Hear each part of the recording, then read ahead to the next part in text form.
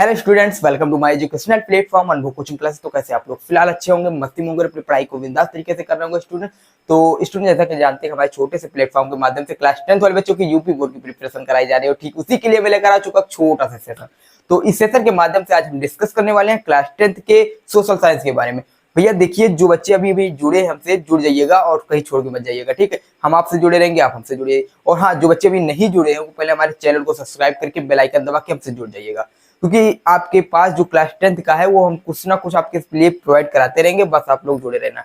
ठीक, तो आज का जो सेशन रहने वाला बस ज्यादा लेंथी नहीं करूंगा, बस ये 2-3 या 4-5 मिनट का सेशन रहने वाला है। इस सेशन में आज हम इंपॉर्टेंट क्वेश्चन के बारे में बात करेंगे। ठीक, जैसा कि आप जानते हैं कि हम इस प्लेटफॉर्म के माध्यम से हिंदी आप समझ लीजिए, चाहिए सब सब्जेक्ट समझ लीजिए, ठीक है। 5 सब्जेक्ट की प्रिपरेशन कराई जाती है इसी छोटे से प्लेटफॉर्म के माध्यम से, ठीक। टोटल 6 सब्जेक्ट है, लेकिन अभी 5 सब्जेक्ट ले चल रहे हैं। आगे जब पेपर आएगा तो 8 को भी शामिल कर लेंगे, ठीक है, 1 महीने 2 महीने पहले, ठीक है। अभी से हम 5 सब्जेक्ट को ले चल रहे हैं, उसमें से हम मैथ और साइंस की प्रिपरेशन आपको रेगुलर क्लासेस प्रोवाइड करा रहे हैं, उसकी प्रिपरेशन करा रहे हैं। उसी के लिए मैं आज लेकर आया हूँ एक सोशल साइंस का, जो कि 5 सब्जेक्ट में ये भी एक सब्जेक्ट है। इसका सेशन मैं लूंगा और इसी सेशन में आज देखिएगा इंपॉर्टेंट क्वेश्चन के बारे में डिस्कस करेंगे। कौन से क्वेश्चन हमारे बोर्ड एग्जाम के लिए इंपॉर्टेंट रहने वाले हैं उनके बारे में आज हम डिस्कस करेंगे, वो भी हमारे पहले चैप्टर से।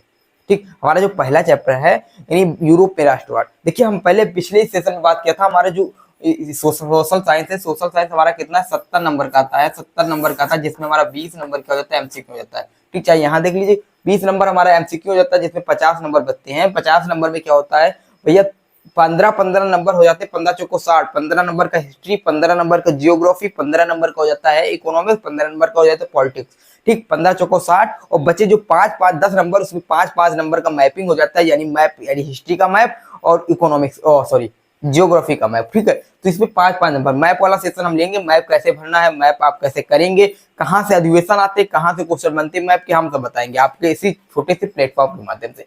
ठीक, तो देखिए 70 नंबर है, उसमें 20 एमसीक्यू चले जाते हैं, उसके 15 चौको 60, 15-15 नंबर थ्योरिकल चले जाते हैं, जिसमें से आज हम पहले चैप्टर के इंपॉर्टेंट क्वेश्चन लेकर आए हैं, जिसमें आपका 6 नंबर का क्वेश्चन है, ये आपके लिए कवर करेंगे। देखिए, पहला 6 नंबर क्वेश्चन हमारे पास दे रखा है कि फ्रांस की क्रांति के कारणों की विवेचना करना है। यानी जो फ्रांस की क्रांति हुई है, ठीक है, ध्यान समझिएगा, जो हमारे पास फ्रांस की क्रांति हुई, फ्रांस की क्रांति कब हुई, 1789 ईस्वी में हमारी फ्रांस की क्रांति हुई, आप लोगों को पता होगा। ठीक, तो क्वेश्चन यहाँ से पड़ेगा, यानी आप लोगों को फ्रांस की क्रांति पढ़ के जाना अपने बोर्ड एग्जाम में। फ्रांस की क्रांति कब हुई है और उससे कारण क्या थे, क्यों हुआ है, कारण आप लोग समझ के चलिएगा, अच्छे से समझ के जाइएगा। फ्रांस की क्रांति को मोस्ट इंपॉर्टेंट लगाइए, यहाँ से क्वेश्चन आपका आएगा, 100% आएगा। ठीक है, तो आप लोग इसको स्टार लगा के चलिएगा, ये क्वेश्चन आप तैयार करके चलिएगा। ठीक है, कि फ्रांस की क्रांति के कारणों को हमको विवेचना करना है या फ्रांस की क्रांति के कारण हमको लिखना है। ठीक, तो फ्रांस की क्रांति हमको समझ के चलना है। आप लोग टिक लगा के इसको समझिएगा, इसको सर्च कीजिएगा, आप बुक में जाके ढूंढिएगा। क्वेश्चन बैंक है, कई प्रकार से क्वेश्चन बैंक, उसमें आप पढ़िएगा तो अलग अलग से शब्द मिलेंगे, यहाँ बताना संभव नहीं है। ठीक है, आप लोग को प्रश्न बता दिया जरा, आप प्रश्न को जाके सर्च करिएगा, तो उसमें अलग अलग प्रकार के आपको शब्द, ऐसे अलग अलग कुछ भी आप प्राप्त कर सकते हैं जो फ्रांस की क्रांति से रिलेट है। आप उसको बोर्ड एग्जाम में लिखिए, क्योंकि भैया सोशल साइंस का, इसमें आप जितना अपने हिसाब से लिख सकते हैं लिखिए, सही लिखना चाहिए।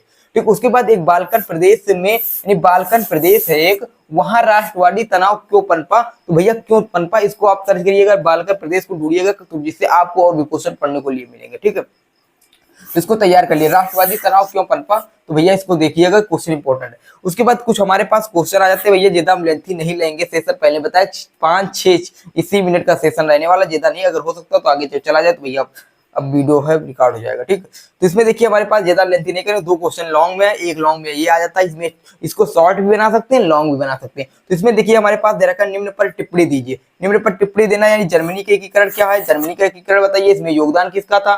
ठीक, उसके बाद इटली का एकीकरण क्या भैया, एकीकरण, जर्मनी का एकीकरण, इटली का एकीकरण, ये मोस्ट इंपॉर्टेंट रहने वाला है, इसको तैयार करके चलिएगा। उसके बाद हमारे पास आ जाता है जियोसे मेथनी, ये कौन था, ठीक, इसके बारे में हमको पढ़ के चलना है। उसके बाद हमारे पास आ जाता है यूनानी स्वतंत्रता युद्ध।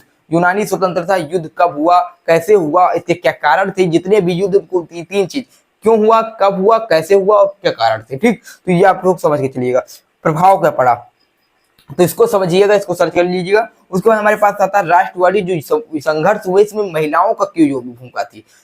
यानी जो राष्ट्रवादी संघर्ष हुआ, जैसे हमारे भारत में राष्ट्रवादी संघर्ष हुआ है, ठीक, जिसमें वीरांगना हुई है, रानी लक्ष्मीबाई हुई है, ठीक, कई भी महिलाएं आई है, कई वीरांगनाएं आई, तो उसमें इसी तरह हमारे जो यूरोप में राष्ट्रवाद हुआ, वहां महिलाओं की क्या भूमिका थी, कौन कौन सी महिलाएं आई थी राष्ट्रवादी में, तो भूमिका लिए, उसी को हमको क्या करना है, इसमें बताना है कि राष्ट्रवादी जो संघर्ष हुए हैं उसमें महिलाओं की क्या भूमिका थी, तो इसके बारे में हमको बताना है। तो इस प्रकार कुछ हमारी ये टॉपिक है, इसमें आप समझ के चलिएगा। कुछ एक प्रकार से समझिए कि हमारे पास लघु दीर्घ उत्तरीय प्रश्न है, इनको आप समझ के चलिएगा, ठीक है।